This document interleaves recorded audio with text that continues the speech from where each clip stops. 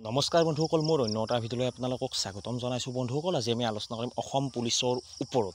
যিহেতু অসম পুলিচৰ ফিজিকেল ইতিমধ্যে আপোনালোকৰ চমু চাপি আহিছে, জুলাই মাহত অনুষ্ঠিত হ'ব। আজি এই ভিডিঅ'টোত মই আপোনালোকক জনাবলৈ চেষ্টা কৰিম আপোনালোকে কিমান টাইমত ৰানিং কৰিলে কিমান মাৰ্ক পাব, লং জাম্প কিমান মাৰিলে কিমান মাৰ্ক পাব, লগতে চিন-আপ কেইটা মাৰিলে কিমান মাৰ্ক পাবলৈ সক্ষম হ'ব। গোটেইখিনি তথ্য মই আপোনালোকক এই ভিডিঅ'টোৰ মাধ্যমেৰে দিবলৈ চেষ্টা কৰিম।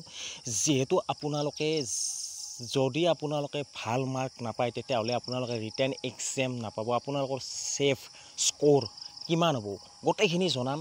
যদি মোৰ চেনেলটোত প্ৰথমবাৰৰ কাৰণে ভিজিট কৰিছে তেতিয়াহ'লে মোৰ চেনেলটো ছাবস্ক্ৰাইব কৰক আৰু কাষত থকা বেল আইকনটো প্ৰেছ কৰক। চাওক বন্ধুসকল, যিহেতু আপোনালোকে গমে পায় জুলাই মাহত আপোনালোকৰ ফিজিকেল অনুষ্ঠিত হ'ব। প্ৰথমতে মই মেল কেণ্ডিডেটৰ বিষয়ে জনাম। যদি আপোনালোকে 600 ছেকেণ্ডত মাৰিব পাৰে, অৰ্থাৎ 10 মিনিটত যদি আপোনালোকে ৰানিং কৰিব পাৰে তেতিয়াহ'লে 20 মাৰ্ক পাব। এইটো এক্সিলেণ্ট মাৰ্ক।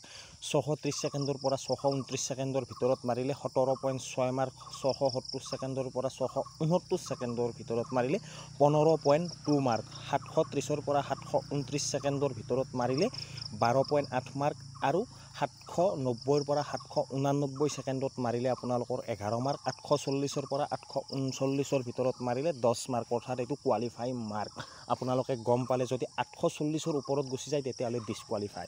তাৰপিছত আহিছোঁ ফিমেলত। 330 ছেকেণ্ডত যদি মাৰিব পাৰে, অৰ্থাৎ 5.5 মিনিট, তেতিয়া 20 মাৰ্ক এক্সিলেণ্ট।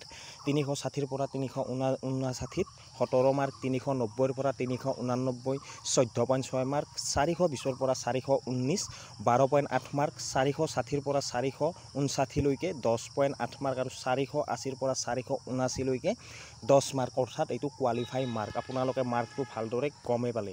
তাৰপিছত আহিছোঁ আপোনালোকৰ লং জাম্প।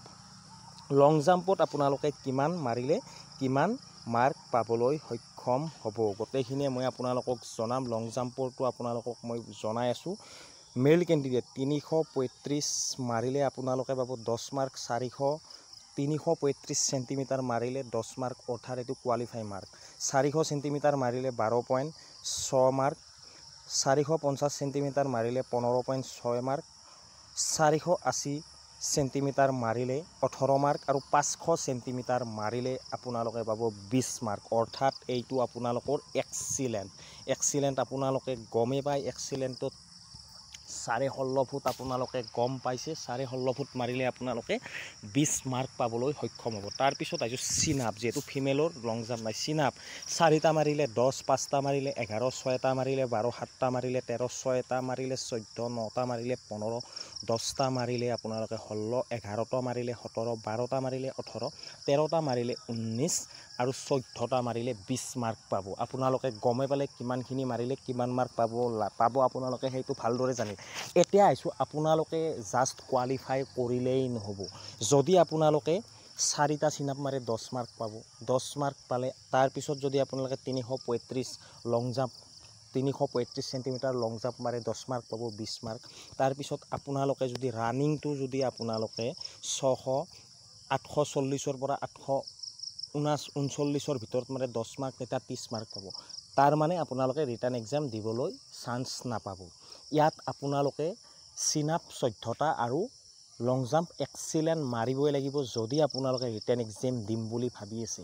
কাৰণ কেণ্ডিডেট যথেষ্টখিনিয়ে আছে আৰু কেণ্ডিডেট হিচাপে পদৰ সংখ্যা কম বুলিয়ে ক'ব লাগিব। কাৰণ প্ৰায় সংখ্যক কেণ্ডিডেটে কিন্তু এতিয়া বহুতেইখিনি কষ্ট কৰি তেওঁলোকে নিজকে ইমপ্ৰুভ কৰি তুলিছে। লং জাম্পে হওক বা চিন-আপে হওক, তেওঁলোকে এতিয়া এক্সিলেণ্ট মাৰি আছে। ৰানিংটো এক্সিলেণ্ট মাৰিব সহজত নোৱাৰে। ৰানিংটো এক্সিলেণ্ট মাৰা ইমান সহজ কথা নহয়। তথাপিতো আপোনালোকে ৰানিঙত 12 মাৰ্ক আনিব পাৰে। যদি আপোনালোকে 20, 20, 60 আৰু লগতে আপোনালোকে ৰানিঙত 12 মাৰ্ক, এইফালে আপোনালোকে 20, 20, আপোনালোকে 52 বা 53 মাৰ্ক আনিব পাৰে। 52 বা 53 মাৰ্ক যদি আনিব পাৰে, যিকোনো ডিষ্ট্ৰিক্টতে আপোনালোকে ৰিটেন এক্সাম দিয়াৰ কাৰণে আপোনালোকে প্ৰস্তুতি কৰিব পাৰে। 52 পৰা 53 মাৰ্কৰ ভিতৰত আপোনালোকে যদি আনিব পাৰে তেতিয়াহ'লে আপোনালোকে নিশ্চয় ৰিটেন এক্সাম দিবলৈ নিশ্চয় পাব। কাৰণ কাট অফ যথেষ্টখিনিয়ে যাব, কেণ্ডিডেট বহুতখিনিয়ে আছে। আজি এই ভিডিঅ'টোত এইখিনি আছিল। যদি কিবা জানিবলগীয়া থাকে তলত কমেণ্ট কৰি সুধিব পাৰে। আজিলৈ আহিছোঁ। জয় হিন্দ, জয় ভাৰত।